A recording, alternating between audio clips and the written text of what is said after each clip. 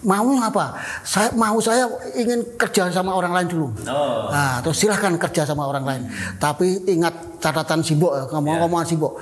Kowe nek kerja sama orang lain tidak mungkin kaya. Orang di duit nom. Nah, itu omongan Simbok saya loh.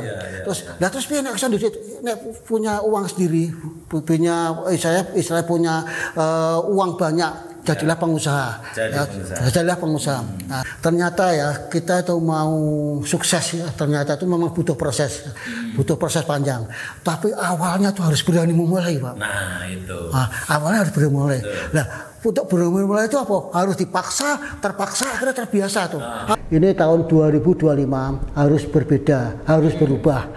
Itu ya, jangan biasa-biasa aja. Ya. Harus berubah. Penampilanmu, kondisimu, perlakuanmu sama dengan tahun kemarin, orang artinya hasilnya ya biasa-biasa saja. Harus yang luar biasa itu loh. Harus berubah. Assalamualaikum warahmatullahi wabarakatuh. Selamat berjumpa lagi teman-teman dengan saya di program Bincang Santai Suara Merdeka, atau bisa di channel saya Anda Kudu TV Official. Kali ini saya kedatangan tamu yang istimewa, seorang pengusaha sukses asal Magelang yang bergerak di bidang kuliner. Nanti kita ngobrol banyak seputar kisah suksesnya beliau, dan tentunya yang ingin kita sampaikan, ingin kita sebarluaskan ke teman-teman adalah bagaimana tips dan triknya beliau mengelola bisnis yang ini sudah memiliki kemitraan atau cabang ratusan. Nah, itu. Beliau ada di sini, ini samping saya dengan Pak Slamet Ragil, betul lagi Pak? Ya, namanya aslinya Slamet Rianto, cuman brandnya atau hokinya, nama hokinya itu Slamet Ragil. Slamet Ragil. Nah, beliau ini adalah pemilik dari usaha kuliner kupat tahu gimbal, Pak? Kupat tahu, soto Semarang sama tahu gimbal. Nah, kupat tahu, soto Semarang dan tahu gimbal. Ini langsung aja nih Pak Slamet. Senang sekali ini bisa kedatangan Bapak di sini. Berbagi inspirasi seputar dunia usaha. Nah, saya ingin tahu nih Pak Slamet, memulai dunia usaha ini seperti apa sih? Pak Slamet memulainya itu. Ya, bismillahirrahmanirrahim. Assalamualaikum warahmatullahi wabarakatuh. Ya, mau diperkenalkan, nama saya Slamet Ragil ya, dikenal Slamet Ragil, dan usia saya baru 66 tahun. Baru 66 tahun ya. Dan usaha kuliner saya baru 185 cabang mitra saya Indonesia. Ya, baru 180 mitra. Nah, nanti tip and triknya seperti apa nanti akan saya berikan, karena terutama bagi teman-teman yang satu masih pengangguran, korban PHK, mungkin habis lulus sekolah, gimana kita harus merancang ingin sukses, karena sukses itu ya, itu semua bisa, bukan orang jelek bisa, orang ganteng bisa, pensiunan bisa, karyawan bisa, itu bisa sukses ya. Ya nggak bisa apa? Karena malas saja, orang malas. Ya. Itu Pak Sasep. Jadi, memulainya kapan sih Pak Slamet ini? Apakah sejak kecil, sejak muda sudah berusaha atau gimana? Jadi gini ceritanya, saya kan lulusan akademi farming ya. Begitu lulus tuh ibu saya atau nak saya bukan ibu ya, karena orang desa Simbok ya. Simbok saya itu sudah usaha soto Semarang udah lama. Udah lama sekali, udah hampir 35 tahun lah. Nah, dari usaha itu bisa menguliahkan anak-anaknya 5. Saya kan nomor 1 sebetulnya. Anak pertama tadi dipanggil Ragil karena hoki. Iya, karena ternyata Ragil itu membawa hoki, Pak. Nah, dari 5 itu dia menyertakan bahwa saya bisa menguliahkan aku iso nguliahke kowe, iso beri rumah kowe itu dari mana? Dari jualan soto itu. Waktu pertama kali jualan soto lah. Terus, nah begitu saya lulus, itu kan saya teruskan. Wah, iki usahane Simbok terusno wong ki sudah berkembang, sudah sukses. Sopo sing teruskan gitu. Nah, terus saya cerita, jenengan nguliahke saya mahal-mahal kok wong kan dodolan soto gitu. Terus diceritakan. Jualan soto tuh badenya akeh. Untungannya banyak sekali. Iso nyokolake macam tadi lah. Nah, gue harus teruskan ini. Lah terus kenapa sih mbok nguliahke saya hanya suruh jualan soto kan begitu. Nah, terus Maunya apa? Saya ingin kerja sama orang lain dulu. Nah, terus silahkan kerja sama orang lain. Tapi ingat catatan Simbok, ngomong-ngomongan Simbok. Kowe nek kerja sama orang lain tidak mungkin kaya. Orang di duit nom. Nah, itu omongan Simbok saya loh. Terus piye nek duit nek punya uang sendiri, saya punya uang banyak. Jadilah pengusaha. Jadilah pengusaha. Nah, wirausaha, mandiri. Nah, itulah awalnya di situ. Saya tetap nekat, aku ikut orang terus. Dan lepas dari itu, selama hampir saya pertama kali kerja di orang lain di perusahaan top ya. Kemudian ternyata tersiok-siok sampai jadi salesman. Jadi saya salesman hampir 20 tahun saya salesman. 20 tahun sales. Ya. Sales.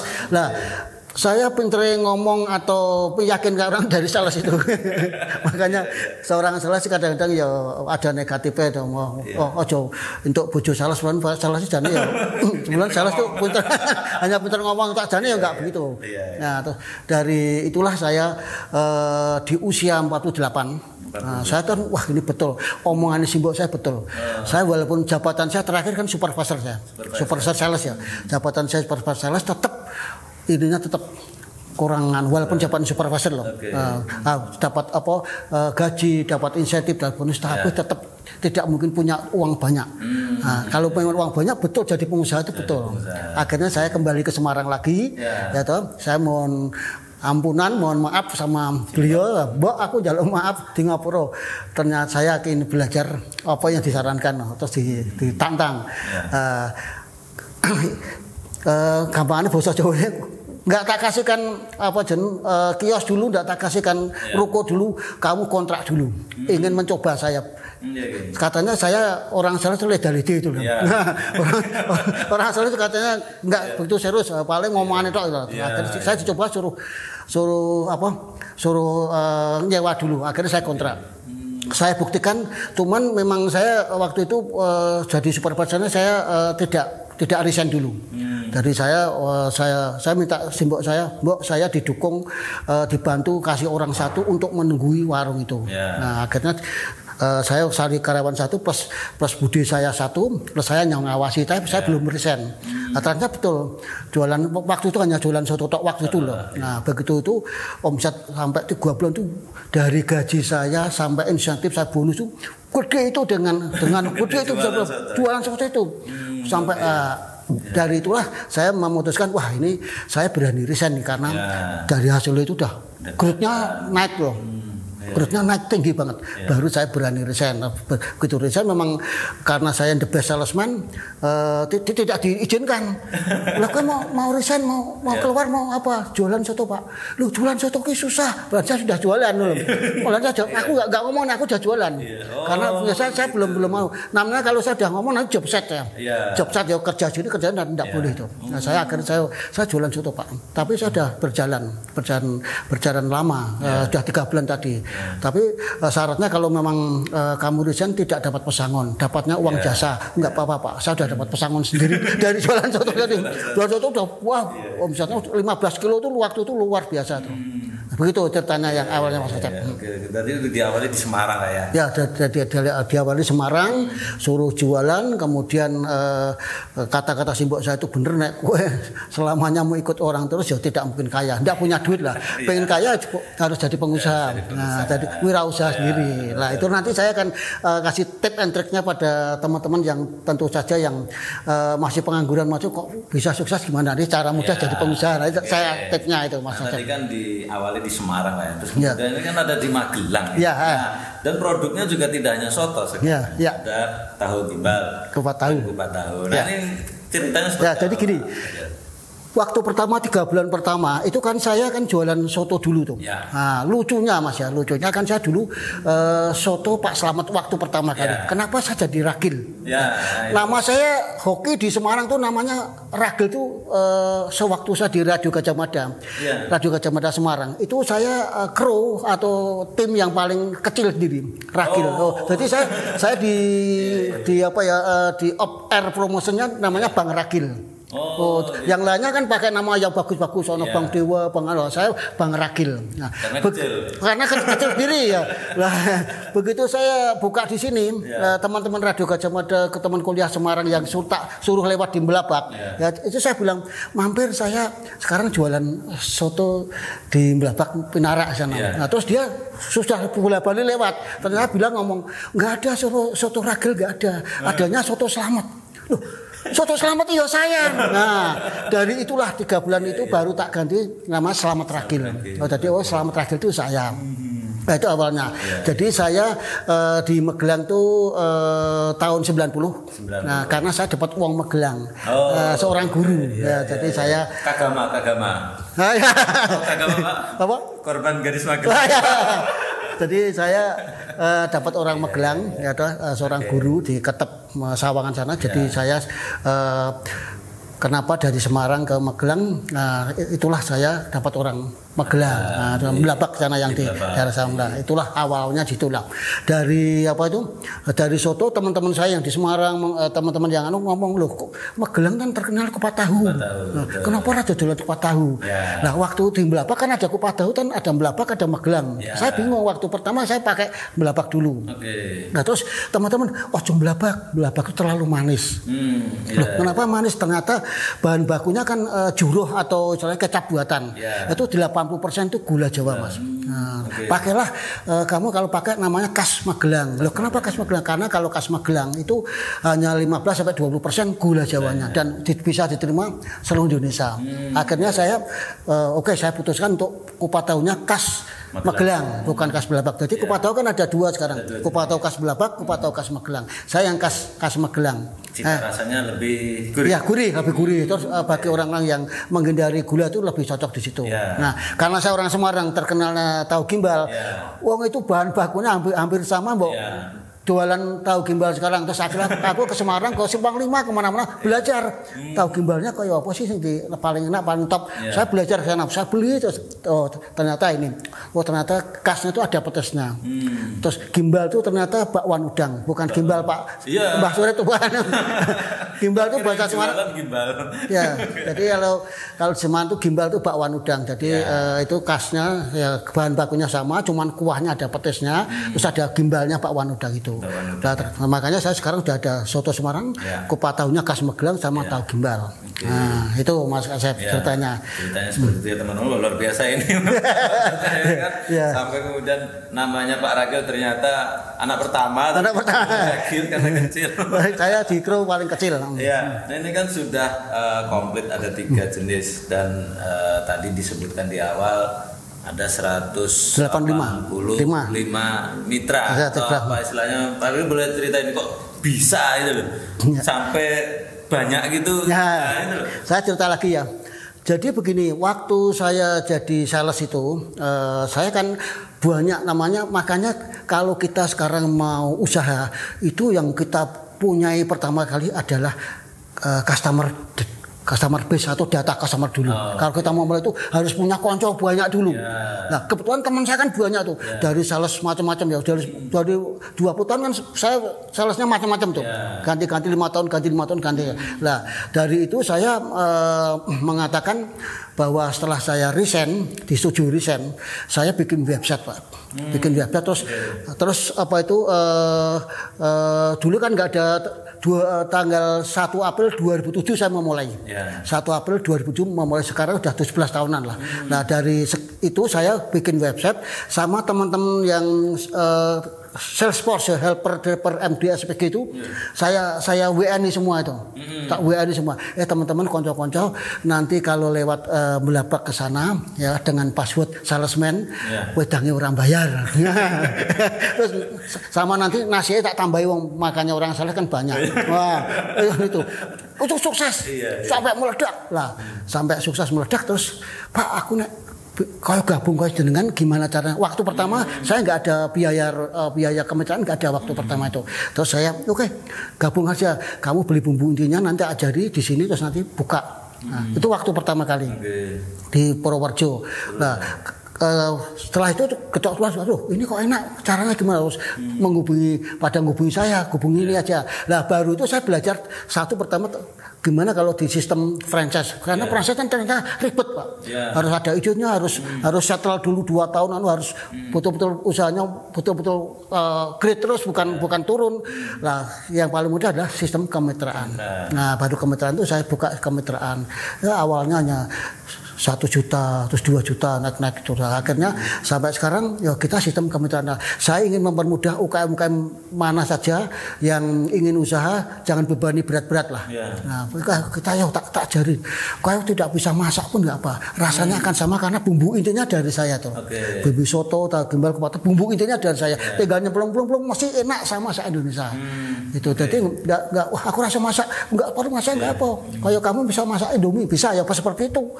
Modelnya seperti itu, dan akan enak se Indonesia. Itulah maksudnya, makanya saya punya programnya kemitraan. Jadi kalau kemitraan itu adalah tanpa Royal TV, tanpa franchise fee, tanpa koran mah, nanti pakai nama saya seumur hidup tuh. Nah, asal beli bumbu dari saya, kita akan pakai nama seumur hidup. Dan paling utama adalah kita mau wirausaha, kita mau usaha itu harus dimentor Mas. Yang orang yang gagal terus karena nggak ada mentornya. Nah, pendampingan, padahal biaya pendampingan mahal sekali. Kan Pak Dewi lah, biaya pendampingan tuh kalau seminar tuh murah Mas, mungkin 100 sampai 150, tapi pendampingannya yang mahal. Pendampingannya dengan saya gratis lah. Gratis tak dampingi. Masalahnya apa? Kalau dia sukses berhasil kan saya juga di sananya bukan di sini di sananya itu. Gitu ceritanya Mas Acep. Ini 180 di mana aja Pak? Se-Indonesia paling jauh di Sorong. Ya. Di Sorong. Sorong Papua Barat. Ya paling jauh. Itu dia ada orang apa itu Jogja yang kerja di sana, terus istrinya dia di rumah, Pak, Mbok saya carikan mainan, dicarikan mainan dodolan itu, usaha mainan usaha itu. Nah begitu mainan usaha itu sudah sekarang sudah berhasil, sudah sukses. Nah, cuman harga jualnya berbeda. Jadi bedanya bermitra dengan saya itu harga jualnya berbeda Mas. Walaupun HPP-nya modalnya itu sama, tapi harga jualnya berbeda-beda. Dan saya membebaskan mitra saya untuk HPP-nya atau harga jualnya bebas. Tidak harus sama dengan pusat, enggak. Yang penting tergantung daerah tergantung masing-masing. Itulah itu caranya seperti itu. Jadi makanya beli bumbu aja Pak? Saya hanya beli bumbu aja, bumbu inti, soto, taekbal, beli bumbu aja. Nah, jadi omset berapa ratus juta pun nggak ada royal TV-nya, nggak ada franchise fee-nya, nggak ada kota, nggak ada. Di awal juga nggak ada. Maksudnya ada biaya kemitraan, ada kemitraan tuh maksudnya begini. Kan saya nanti mau training kan beli macam-macam tuh, ayamnya, apanya. Kemudian pas saya pembukaan, saya datang nungguin. Nah, itu kan saya harus ada tiketnya, mungkin ada itu harus nungguin. Nah, karena apa? Setelah itu kan nanti omset berapa ratus juta nggak ada royalti buat saya, dipek dia sendiri berapapun dipek. Jadi saya hanya di awal tuh ringan lah, di awal tuh kecil lah, 3 menu tuh hanya murah lah. Nanti Bapak kan nggak rugi sekian banyak sekian tahun nggak ada royalti gitu? Enggak, saya di usia seperti ini niatnya saya pengen jangan dia pelit ilmu lah kawan loh. Aku nggak pelit ilmu. Saya bukan ngejar profit oriented di sini, yang tak kejar di sananya tuh. Itu yang tak kejar di sana kan. Di usaha ini kan udah bonus Mas, sudah 66 tahun kan bonus, baru 66 kan bonus ya. Saya nggak rugi dengan sekian banyak itu, dengan jual bumbu sudah cukup lah buat saya mau kemanapun bisa itu. Nah itulah lah makanya teman-teman ya anak-anak muda. Saya 66 tahun aja masih seperti ini ya, masih jos ya, masih semangat. Apalagi Anda yang ya baru 30 warna itu masih jangan loyo tuh. Nah, Anda pasti. Caranya gimana Pak buat anak-anak muda ini teman-teman semuanya? Jadi begini. Seperti Pak Slam. Ya, jadi begini. Ternyata ya kita itu mau sukses ya, ternyata itu memang butuh proses. Butuh proses panjang. Tapi awalnya tuh harus berani memulai, Pak. Nah, itu. Awalnya harus berani memulai. Nah, untuk bermulai itu apa? Harus dipaksa, terpaksa, akhirnya terbiasa tuh. Harus dipaksa. Harus dipaksa ya. Harus kalau nggak dipaksa loh. Nah, untuk dipaksanya apa? Karena kondisi bisa kok ya, PHK. Karena PHK.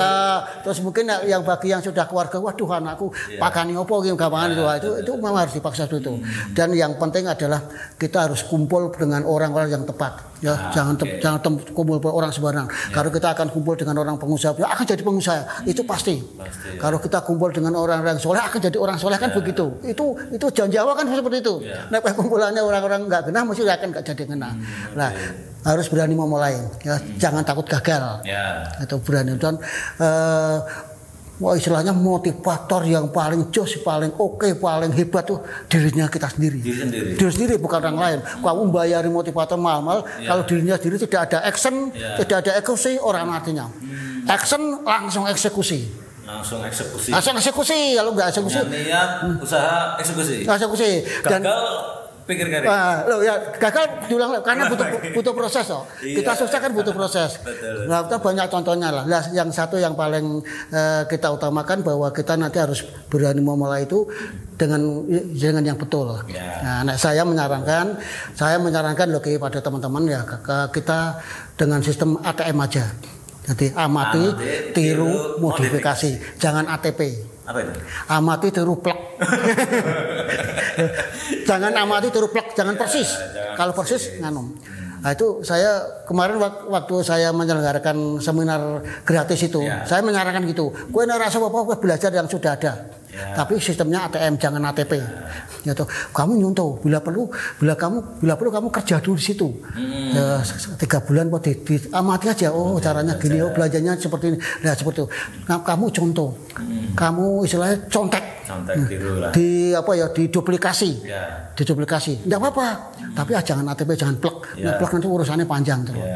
Nah, saya menyarankannya di situ, pasti berhasil. Kan banyak sekarang yang ada teh kota, teh bentuknya bervariasi macam-macam. Tapi yang berhasil dan laku semua kan dimodifikasi itu loh. Itu Mas Asep. Nah, lebih lanjutnya nanti kalau ada khusus saya bisa diundang sama Mas Asep, saya suruh cerita nanti tak kasihkan contoh-contohnya gitu. Saya mungkin ada LCD contohnya ATP seperti ini, ATM seperti ini. Kalau mau misalnya seperti nanti Nabi Karo ini singkat banget nggak bisa. Tapi ini udah sangat luar biasa nih. Ilmunya bisa teman-teman terapkan ya.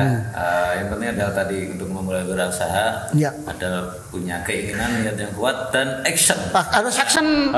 Orang artinya kalau nggak ada action. Ngomong-ngomong lah satu hal penting ya itu ada. Kita kalau nanti mau wirausaha jadi pengusaha itu kita lebih banyak menggunakan otak kanannya Mas. Otak kanan ya. Ya otak kanan. Kreatif. Kreatif. Terus apa? Berani. Kalau otak kiri kan hitung-hitungan nanti. Kok siapa yang tuku apa juga itu kalau tak kiri kita harus menggunakan otak kanan. Sikat dulu urusan gampang itu. Begitu tempatnya strategis ngapain kita berani sikat dulu lah. Dan nanti kalau memang masih ragu-ragu dengan orang Magelang Sitan datang ke warung saya tak backup tak ajari gitu. Sementing madang gitu. Iya lah makan lapar kan nanti tanya. Jadi kita sering sekarang kalau mau wirausaha pengen jadi pengusaha lebih banyak menggunakan otak kanan. Nah, karena guru kan nomorik tuh hitung-hitungan kakean wah sopo ribut sopo. Nah otak kanan sikat dulu bukan. Kreatif. Nah, para gil ini teman-teman punya ciri khas. Udah terlihat. Jadi walaupun outfitnya kaos berkerah ya, tapi ada satu hal yang selalu melekat sama beliau itu adalah topi. Nah ini ada ceritanya ada Pak Selamat. Ya, jadi gini, kalau kita nanti sudah jadi pengusaha, sudah wirausaha harus punya personal branding. Itu penting. Personal branding, lebih terkenalnya warungnya apa lebih terkenalnya orangnya kan begitu. Nah, itu ini personal branding. Jadi Pak Selamat mesti nggak dasian itu, mesti nggak topian gitu. Itu personal branding. Sekarang di mana-mana yang ditekankan itu personal branding, bukan anunya perusahaannya, bukan orangnya dulu. Karena kalau nanti pindah di mana kita udah ada personal branding. Saya pakai dasi Pak Selamat Agil, saya pembukaan Pak Selamat. Kita di medsos, wah mesti Pak Selamat Agil begitu. Orangnya dulu, bukan annya dulu. Bukan karena nyalek ya? Nah, bukan. Jadi walaupun saya bakul soto, walaupun saya bakul kupat tahu, bakul tahu gimbal, saya harus berhak pakai dasi Mas. Ya satu orang-orang yang kuno-kuno itu wah rapi pakai itu. Orang ngemprot. Kita melayani orang pelayanan ngelomprot lah bahasanya kan kurang bagus. Nah, ini kan kita sekarang pelayanan Mas. Bukan harga. Sekarang nomor satu pelayanan. Wah, servisnya monggo pinara wah. Itu nanti diajarin wah makananmu enak, pelayanannya enggak masih ditinggal orang. Nah, jadi sekali lagi personal branding penting bagi Anda. Nah, kok dipilih dasi, Pak? Dipilih dasi. Jadi karena saya aja waktu saya tampil tuh sing rapi. Nah, terus saya kan punya anak buah sales dulu Pak ya. Sales saya tuh jualan di rumah sakit gorengan itu pakai dasi. Loh, pakai dasi loh, kayak pakai dasi. Wah, pakai dasi marahin laris sih Pak. Wah, saya ikut-ikutan. Oh, ternyata betul. Bakul gorengan tuh pakai dasi. Nah, kan ketok rapi, kok bersih di rumah sakit jualan pakai dasi kan. Itu anak buah saya dulu tuh. Saya tak ingat, wah, berarti saya harus nyontoh yang baik. Nyontoh kan yang baik. Kan. Saya pakai dasi coba, ternyata betul. Begitu ada tamu, ada pakai, wah, mana Pak Slamet ini? Oh iya, monggo benar. Nah, itulah Pak harus saya sebutin. Walaupun bakul tetap harus yang bersih kan begitu. Harus rapi. Tampil maksimal di depan. Maksimal. Makanya personal branding itu harus oke nama saya itu. Itu dari awal sampai sekarang tuh Pak Slamet masih melayani sendiri untuk customer itu atau? Jadi saya kalau ini ya untuk misalnya cabang mitra saya Indonesia ya itu misalkan ini begitu saya sudah settle ya. Saya nggak perlu ke sana kalau ada masalah yang ada masalah yang karena kan bumbunya udah dari saya masih enak kok sama bumbunya loh tuh ya tergantung saya kadang-kadang ngeling ke pelayananmu nah harga kan dia kadang-kadang orang tuh harga tuh tutup mata atau asal pelayanan oke, tempatnya strategis terus bersih itu otomatis lah makanya saya kelilingnya itu kadang-kadang kalau pas saya mau kemana keliling mampir terus kalau ada masalah biasanya masalahnya gini Pak Asep. Pak ini kok ada komplain katanya sotonya kurang enak kupatan loh atau saya coba kamu cara membuat dari awal tak lihat suruh video call tak buat salah di kebanyakan airmu itu kan ada SOP-nya nanti airnya ada sekian kok katanya kurang enak tuh tak suruh ngulang coba diulang kamu di video call aja kamu salah situ dikurangi berapa itu misalkan 2 liter Pak salah itu enggak segitu makanya rasanya enggak enak hanya itu aja itu karena kan bumbu udah dari saya masih enak kan itu loh Mas Asep. Berarti memang selalu memantau Pak ya? Selalu, karena pakai nama saya kan gitu. Kan Pak Slamet cabang keberapa, pakai nama saya. Jadi saya pantau harus sama dengan pusatnya, harus sama pelayanannya. Nanti kalau lain pasti dikomplain. Kok beda cabang musana nggak sama pelayanannya rasanya nggak sama. Masih dikomplain saya gitu. Pakai nama saya kecuali nggak pakai nama lah. Saya itu lain loh. Itu Mas Asep itu. Ini kan ciri khasnya Magelang lah ya. Dari cita rasa segala macam. Nah, daerah lain kayak Sorong gitu memang jadi gini. Sama. Nah, kekuatannya di Magelang saya ini bisa diakui. Satu kalau tahunya memang lembut Pak. Tahu kenapa jenderal-jenderal yang anu tuh mesti kenapa kemarin juga larinya ke Magelang diarahkan ke Magelang karena tahunya berbeda. Tahu lembut yang lebih lembut daripada yang lainnya. Ini pengalaman saya loh. Saya Indonesia tak lihat memang lebih lembut Magelang. Kemudian kupatnya juga tidak ada yang nyaingi di Magelang. Kupat di Magelang itu cara menanaknya godoknya tuh 8 jam. 8 jam itu jadi bukan pakai borak loh karena ada yang pakai borak atosnya tuh hanya borak gitu. Tapi kalau tempat Magelang itu kekuatannya di situ makanya sewaktu di Sorong macam-macam Pak udah ada kupat pakailah daun pakai daun pisang dipakai daun pisang tapi nanaknya agak lama dan agak padat loh pakai daun kan kupat di Bali juga kupat agak susah pala mahal anunya itu pakainya daun pakai daun tapi agak mirip-mirip kupat lah agak mirip potong tapi padat padat itu enggak apa-apa tapi kan kuahnya itu khasnya tempat saya kuahnya itu loh itu Mas Asep. Jadi itu memang kekurangannya di situ. Tapi gimana lagi Om? Cuman tahunya biasanya kalau saya cek ke pasar, yang hampir mirip dengan Magelang apa sih? Jakarta itu namanya ada tahu sutra. Hampir mirip seperti ini. Tak cek hampir mirip loh, bukan sama. Nggak ada bisa ngalah ke kupat tahu yang di Magelang itu nggak bisa. Lembut enak itu loh. Berarti memang kalau dari bahan ada perbedaan lah ya dari setiap daerah ya. Berbeda. Cuman kalau bumbu tetap sama. Dari Magelang sama. Tapi ini kuahnya sama itu. Cuman bahan bakunya agak. Tapi kalau namanya seledri, loncang, tauge itu sama tuh, ada hampir sama semua itu, hampir sama itu. Dan harga jualnya juga agak begitu mahal banget tuh. Enggak jeglek itu enggak itu Mas. Berarti kan dari pelanggan di luar kota itu kalau ke tempat Pak Ragil berarti ingatnya ini Magelang. Oh iya, itu Magelang. Tapi kasih Magelang. Cuman saya kadang ngomong, Pak kok beda dengan itu? Loh, coba kuahnya apa? Hitam, hitam itu custom belabak tuh. Hitam. Tapi itu kan lain ya, maksudnya tempat lain. Tempat lain. Nah, tempat saya enggak. Oh ini Magelang aja. Dan mesti, Pak Selamat Ragil ya, sama yang sana. Karena pakai saya itu sama harusnya itu. Kalau nggak sama itu pasti SOP-nya berubah tuh. Saya mesti tegur.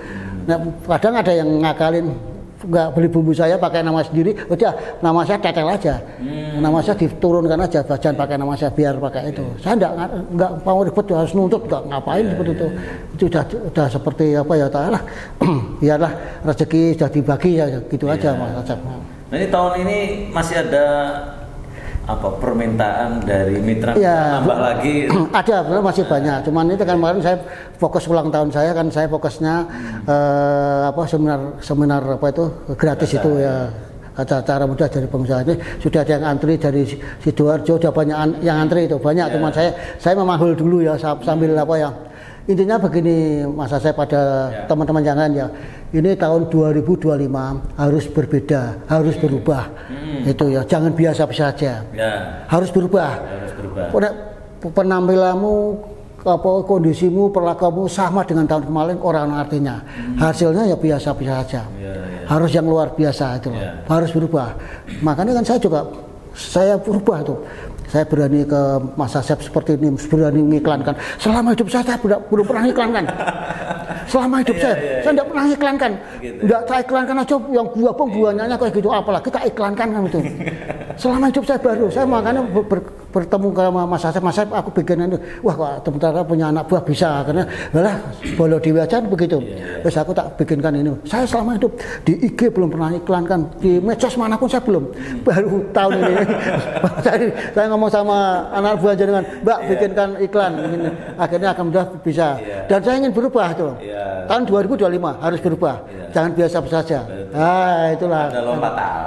Ada peningkatan. Ada peningkatan, jangan biasa-biasa saja. Kita harus lebih semangat. Dan yang penting sehat, Pak. Yang penting sehat, betul. Pak Selamat masih 66 tahun.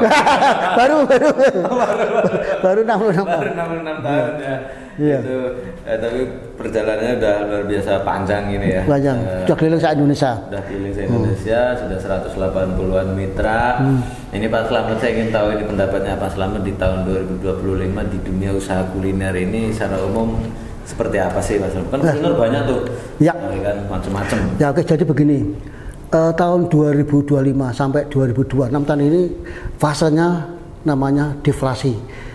Deflasi ya, deflasi itu penurunan orang-orang beli itu, daya beli itu memang menurun. Untuk deflasi biasanya setelah deflasi kan biasanya loh nih resesi. Jangan sampai ke resesi. Udah resesi repot. Dari deflasi, resesi lah nanti baru itu malah bahaya. Nah untuk menghindari itu bagi kalangan pengusaha seperti saya itu, saya harus harus persiapan yang matang. Ya salah satu tadi harus berubah. Ya jangan biasa saja. Ya mungkin kita harus memperkenalkannya, pelayanannya harus ditingkatkan. Terus nanti mungkin tempatnya harus dirubah dengan demikian mungkin. Karena apa? Kalau kita biasa aja hasilnya akan biasa. Nah, makanya untuk deflasi, untuk fase deflasi ini kita harus meningkatkan pelayanan yang sekarang pelayanan Mas. Pelayanan ya. Bodoh ya. Enggak ada pelayanan. Kalau ada pelayanan berbeda itu. Nah, saya sarankan deflasi ini kalau saya Mas ya itu punya misi strateginya bertahan dulu bertahan tidak harus jangan tutup bertahan dulu, bisa gaji karyawan dia sudah cukup sudah oke lah, bertahan. Nanti akan ada perubahan seperti apa kita tidak tahu. Cuman kalau dari segi pengusaha kuliner ya itu kita jangan sekali-sekali ikuti nyon sewu politik praktis, sebaiknya netral. Untuk apapun ada pilihan netral. Karena kita pelanggannya banyak berbagai macam netral. Pak gini deh, saya pernah dipasang macam-macam. Jangan, ini soalnya penggelannya kan banyak. Nanti kalau wah kamu ternyata pro ini bahaya. Ini kalau untuk kuliner usahakan netral. Itu kuncinya di situ aja dan pelayannya ditingkatkan. Ya, sekali lagi untuk deflasi ini kita harus strateginya bertahan dulu. Jangan tutup. Jangan tutup. Harus bertahan. Optimis ke depan akan naik. Ya, itu yakin aja. Kita harus ada yakin, jangan sampai nggak yakin. Jadi gini, kalau kita sudah itu harus yakin dulu. Yakin saya bisa. Yakin. Jadi itu. Ya Allah yang menentukan akun payakun nanti ada Allah. Ini deflasi besok nggak mungkin. Itu udah dikatakan resesi udah tahun berapa tuh? Tahun resesi tahun 2003 hati-hati resesi. Akhirnya nggak ada resesi, nggak ada apa-apa sampai sekarang. Ini deflasi besok akan resesi, nggak ada apa-apa. Asal kita mulai toto persiapan tuh. Jangan sampai biasa saja itu. Betul. Nah itu tipsnya teman-teman menghadapi deflasi saat ini. Tetap bertahan sampai resesi ya. Jangan sampai terjadi resesi bahkan sampai krisis ya. Tapi optimis bahwa ke depan akan meningkat lagi. Lagi. Ya. Tapi kita harus siap-siap. Harus siap-siap, jangan biasa saja. Jangan biasa-biasa saja. Kuncinya dari Pak Ragil adalah jangan biasa-biasa saja. Jangan biasa saja. Ada perubahan ya. Termasuk Suara Merdeka juga harus ada perubahan. Harus berubah, harus. Karena kalau nggak mengikuti alur, bahaya kita nanti ketinggalan. Ini bagian dari perubahan kita Pak Selama. Iya. Kan Suara Merdeka dikenal koran ya. Iya. Sekarang punya podcast. Kan bagian dari perubahan. Nah, kita tinggal nanti meningkatkan lagi ya. Ini salah satunya ilmunya Pak Slamet. Kita serap banyaknya ya kan untuk kita melangkah ke depan. Saya tidak menjual teori, saya melakukan karena saya berdasarkan realita. Apa yang saya lakukan tuh. Kalau nggak realita saya tidak punya cabang sekian banyak kan itu. Jadi real, saya tidak pernah membayang-bayangkan atau saya apa yang saya katakan apa yang saya lakukan itu saya nggak mau berbohong gitu nggak saya. Itulah saya kenapa saya bikin sehat, doanya orang banyak kan begitu ya. Boleh berdoa apa? Dan salah satunya kekuatan harus sedekah juga tuh. Kalau sudah sukses harus sedekah. Sedekah itu luar biasa loh. Saya sudah mau ngasih tahu teman-teman tuh, terutama sedekah subuh tuh. Doa subuh tuh orang yang paling susah sekarang tuh untuk bangun untuk subuh tuh, apalagi sedekah subuh. Harusnya terpaksa. Saya mohon maaf, bukan saya sombong. Saya sekarang kan jadi muadzin subuh. Saya muadzin subuh. Sholawatan subuh itu saya gugah-gugahi. Dan itu memang saya lakukan beberapa tahun yang lalu 8 tahun yang lalu saya lakukan tuh. Ternyata bikin kita sehat, bikin kita fresh, membahagiakan orang yang tadinya masih tidur bisa tergugah lagi ya. Itu membahagiakan orang, amalannya kan luar biasa. Paling berat kan subuh itu. Wah, berat lah. Itu harus terpaksa harus terbiasa nanti. Harus dipaksa. Dipaksa. Akan terbiasa. Memang butuh proses, Mas. Enggak masalah itu. Dulu saya juga begitu. Subuhan jam 5:30, jam 6 baru subuhan tuh sering dulu. Begitu lihat, ini harus berubah nih. Nah, baru saya merasakan ternyata ini kan. Kalau mau sukses, perbaikilah waktu subuhmu, bukan sholat subuhmu, waktu subuhmu. Nah, perbaikilah itu ilmu yang hebat loh. Kalau ingin sukses, perbaikilah waktu subuh, bukan sholat subuh jam 6 jam 6 itu kan waktu. Waktu subuhnya yang tepat itu yang paling tepat. Syukur sebelum subuh itu 2 rakaat sebelum subuh. Itu istimewa. Ini cuma saya bukan pamer sombong. Pengalaman dan saya melakukan sekali lagi saya bukan teori kan gitu. Jadi ini motivasi ya teman-teman, khususnya buat saya dan teman-teman semua.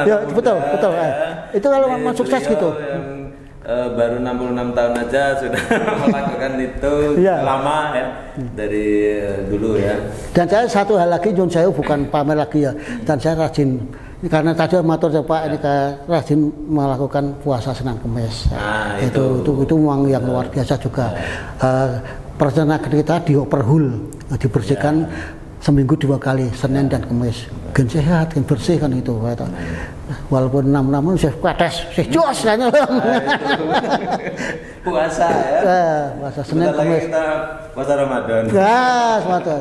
Tapi kalau memang wah itu. Ya, tapi kadang-kadang memang ya, kadang-kadang memang ya itu susah lah melakukan ngomongan itu. Saya kan lakukan atau. Betul Pak. Memang susah lah, terutama buat seperti saya anak muda. Iya, jangan omong itu sekali. Aduh, puasa Ramadan aja kan. Ya, enggak itu memang betul Mas. Itu memang betul. Dioperhul. Ya. Kalau itu dioperhul, dibersihkan. Senin dan Kamis dibersihkan. Kamis ya. Sedekah ya.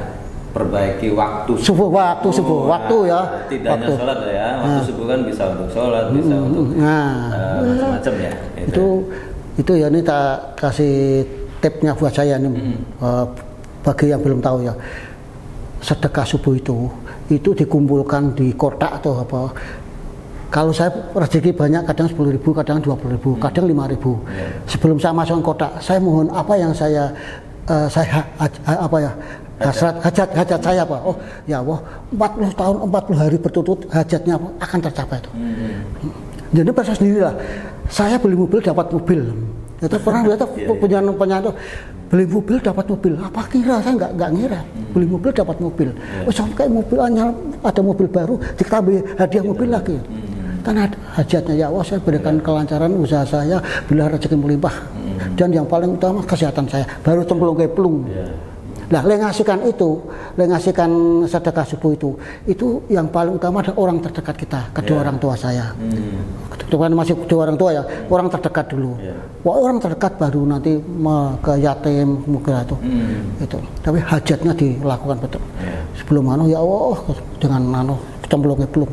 Lengasihkan bukan subuhnya itu bukan, karena kita ini punya hajatnya kan mau sholat subuh itu hajatnya sudah lunas waktu itu kan itu. Nah, lengasihkan kapan nggak apa-apa. Nah, itu tips dan triknya dari saya.